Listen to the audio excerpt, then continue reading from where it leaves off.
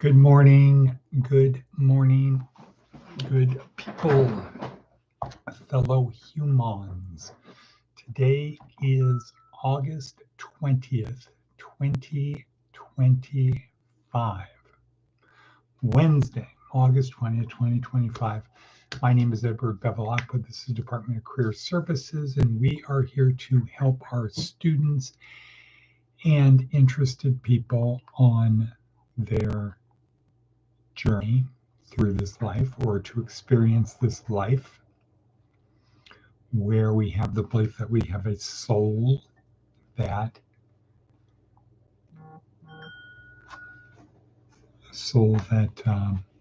who dat? Matt's here. Okay, cool. Glad to see you back, Matt. A soul that continues after death on the trajectory you are on. So Hitler's going to keep going the direction he went. Mother Teresa is going to keep going her direction, etc. And if that's the case, why not be on the best trajectory you can? Because it's hard. It's hard. It's hard. No one can be a saint. I've got a sin nature. It's not my fault. Well, there's this thing of building better habits. Building better habits. That was particularly good shake this morning. Well, coffee, I should say. So we're here to help build better habits in 4 fundamental areas: physical, mental, emotional, and spiritual, to go along with the gift of life, spirit, plus having a body, physical body, having a mind, brain. It's the most complex thing in the universe, other than the universe, and extremely powerful emotions. This is what makes us uniquely different. And as Yuval Harari would say, is the basis for why we control the planet. Even though we are not the smartest, well, we're not the biggest or toughest creatures out there, the longest living, we are uniquely created. All right, so our theme of today is tall poppy syndrome. The tall poppy syndrome. I'm going to talk about that. This is week 2, day 3 in our 4-week neuroscience-oriented approach to success. Day 3, week 2. And today we learn about the reticular activating system. A bunch of neurons in our top of our brain stem that sort of act like a filter. The idea being that our self-identity is made up of our self-beliefs. And what our reticular activating system does is it looks for things that support our self-beliefs. So it's constantly scanning all information available to us to support our beliefs. That's it. Pretty complicated though. So a neuroscientist may say, some neuroscientists may say, when people decide to just give it up and give it to God, okay, God, I surrender. If you're real, show me the way. When they do that total surrender, which they talk about, Protestants especially talk about that, people who are born again, people who had a tough life, really rough, and then everything kind of collapsed on them. They just gave it up, gave it to God. Jonathan Rumi talks about this, that when they finally surrendered all, their life changed. So neuroscientists might explain that at that point, the reticular activating system reset, and now all of the other stuff is no longer important. Discarded, falling off of you like scales off your eyes, falling off, and now there is one focus. Now the reticular activating system is really focused on one thing, and that is basically to feel good about one's life, or there is purpose to give meaning to it, etc. And thus what will happen is once the RAS is locked on to a belief, as Jordan Peterson says, the world shapes itself around that belief, and that belief pulls you towards it. That's how the reticular activating system is described, and that's how people describe their life once they give everything up for God.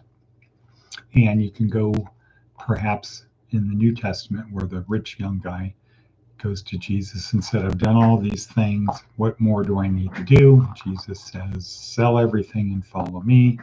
And the guy can't do it.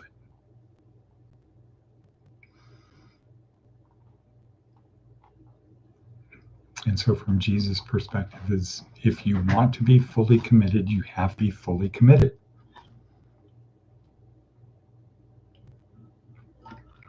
And that's the life of people pre-surrender. Before they surrender, they want this, but they still want this. They want to be a good person, but they still want to do math. Or they want this, but they still want to do that. They haven't fully surrendered. When they do, the reticular activating system locks on, and that's what a neuroscientist would say. So, reticular activating system, really powerful, great TED Talk, Mark Dawes on there, really good premise is our self-identity is made up of our self-beliefs. If you believe you're a filthy rag, you're going to act like you're a filthy rag. If you believe you have a sin nature, you're going to act like you have a sin nature. That you can sin, and all you have to do is say, sorry. You're going to continue to sin and say, sorry. Right? But what did Jesus say? Pick up your mat, sin no more. Your faith has saved you, sin no more. Not, well, you're going to continue to sin and whatever. ABC, right. So Matt is saying ABC. A, always B, B, C, learning. I mean, Christian. Always be Christian. Okay, let's look at our worksheet. So the theme of today is tall poppy bashing. Let's look at advice from an 80-year-old. Advice from an 80-year-old. Loosen up. Relax. Relax. Except for rare life and death matters. Nothing is as important as it first seems. Correct. Seth Godin. All that torque. A screwdriver works because the handle is bigger than the screw. You can twist the handle with leverage, causing the screw to turn. The bigger the handle, the more leverage you have. We've spent $1 trillion building a worldwide communications and AI network, and you can have access to the whole thing for $20 or free if you go to the library. All that tech, those connections, the programs, the learning, the committees, torque that's available to anyone who earns our attention. Corporations and governments used to need to hire 1,000 people to even come close to the leverage that any individual reading this has right now. P.S. Celebrating the launch of my Kickstarter with an interview with Oriana Leckert, head of publishing at Kickstarter. Bring your questions. I hope to see you there. It's at 4 p.m. today. Here's the possible translation to your time zone.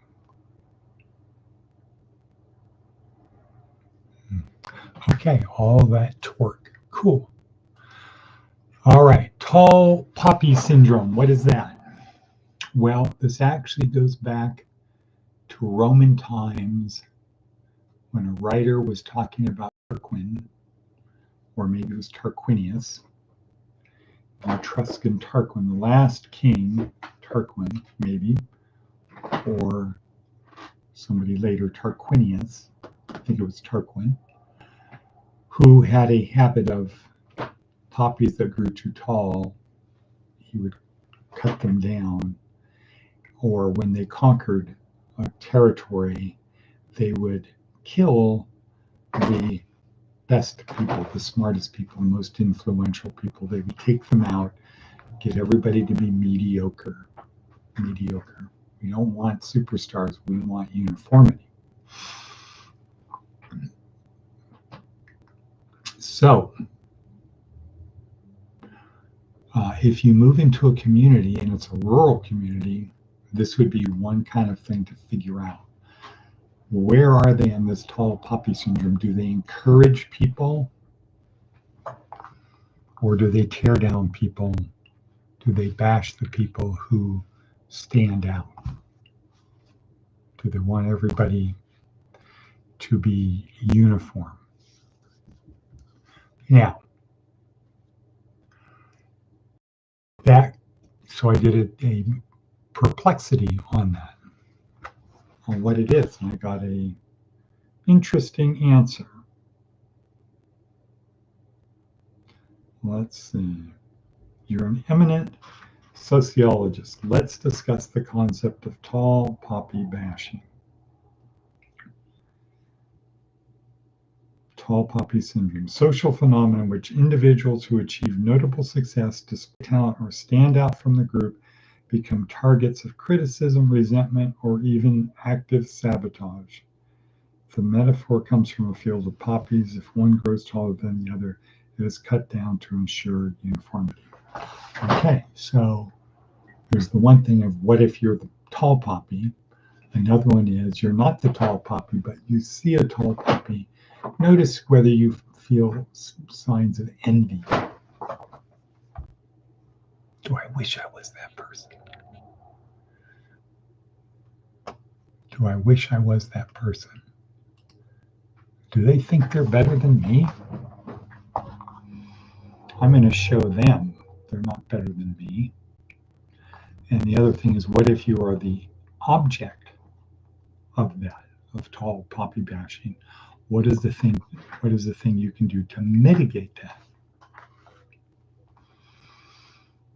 To get it so people don't see that you don't perceive that you think you're better. Okay, today is also our monthly lunch for the homeless. So a lot to do today. Got to get ready to go. And with that, I think we'll call it a day. Atticus von Atticus. You need to have everybody ready by about, say 11 o'clock. Have everybody ready. Have everybody ready to be picked up to go to the lunch. Okay. So we're going to call it a day. And with that, we'll say and cut.